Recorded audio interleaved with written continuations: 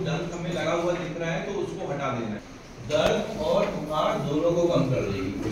ठीक है, इतना कर दिया है। अगर इनके काटने से हमें सांस की बीमारी होती है, रेबीज होती है। तो रेबीज में क्या होता है कि एक किसी कुत्ते को, अच्छा ये बताइए किन किन जानवरों के काटने से रेबीज हो सकता है? कुत्ते के हो सकता है, बंदर के हो सकता है, चूहे के काटने से हो सकता है, नहीं हो सकता, गिलहरी के, गाय का दांत लग गया या गाय ने काट लिया, कुछ ऐसा हुआ तो हो सकता है। तो मैं आपको, हमारे शरीर में दिमाग से जितना दूर रेबीज के वायरस ने काटा, मतलब जहां पे भी जानवर ने काटा है, जितना हाइड्रोफोबिया होता है। हाइड्रो मतलब पानी, फोबिया मतलब डर। ठीक है, हाइड्रोफोबिया। अगर कुछ पागल कुत्ते को आप बारिश में छोड़ दो तो भौंक भौंक के, कूद कूद के, चिल्ला चिल्ला के मर जाएगा। जो रेबीज के मरीज होते हैं, अगर आप उनको पानी दो, पानी जितना उनके पास ले जाओगे, उनके गले के अंदर स्पार्म हो जाता है, मतलब जकड़न हो जाती है एकदम से।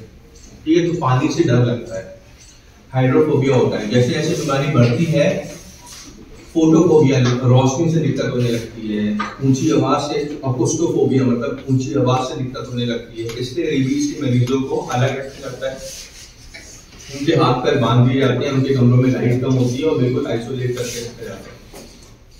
ठीक है, और सिम्प्टोमेटिक ट्रीटमेंट दिया जाता है, मतलब उनको दर्द हो रहा है तो दर्द का इंजेक्शन, बुखार हो रहा है तो बुखार का इंजेक्शन, क्योंकि इसकी तो कोई दवा नहीं। ठीक है, इसीलिए कहा जाता है, पिक्चरों में आपने डायलॉग सुना होगा कि कुत्ता जब पागल हो जाता है तो उसे गोली मार दी जाती है, बोला जाता है ना। तो वाकई में कुत्ता जब पागल हो जाता है तो उसे गोली ही मार दी जाती है। तो अगर कोई कुत्ता, जैसे हमारे पास मरीज आते हैं डॉग बाइट वाले, मंकी बाइट वाले, ये कैट स्क्रैच वाले, मतलब बिल्ली ने पंजा मार दिया है या काट दिया है, पंजे मारने से भी रेबीज के इंजेक्शन लगते हैं। वो अलग अलग कैटेगरी में इसको बांटा जाता है। तो जब कोई जानवर से काटा हुआ कोई मरीज आता है तो हम लोग उसको क्या कहते हैं? हम लोग कहते हैं उसको कि आप लोग सबसे पहले तो जो लोग आप इलाज करवा रहे हो, इंजेक्शन लगवा रहे हो, वो तो ठीक है, आप कितनी देर तक ढूंढना है?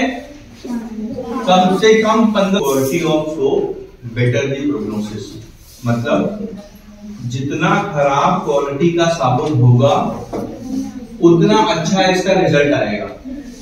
सुनो सुनो सुनो, बता रहा हूं खराब क्वालिटी का मतलब क्या है।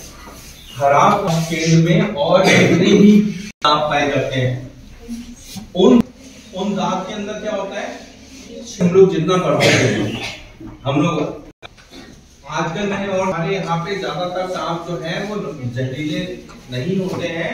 क्या करना है, डिक्शनरी को ले लिया,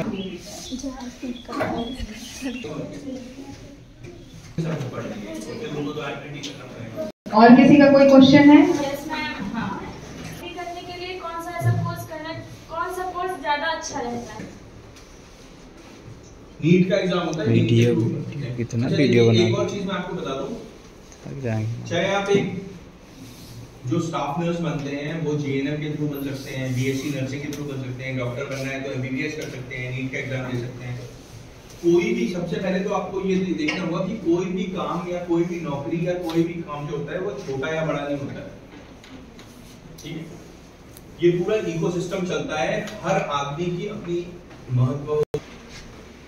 ये जीनोसाइड होता है, मतलब फीटिसाइड होता है, जो मतलब भ्रूण हत्या जो होती है, दहेज प्रथा की जो प्रॉब्लम है, एजुकेशन जो हमारी पढ़ाई लिखाई है, यही सब चीजें जो है इन सब चीजों को खत्म करेगी।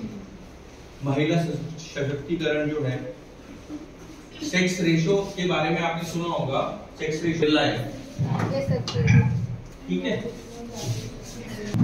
कोई और है स्टूडेंट जिसको सर से कोई क्वेश्चन करना है? तो सीधे बैठो।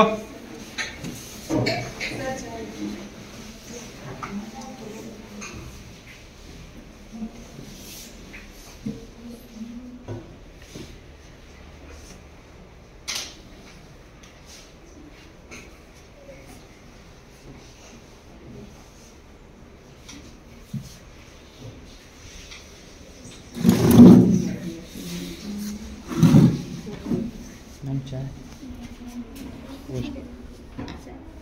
कितनी चाय पिलाएंगे? कितने प्रेम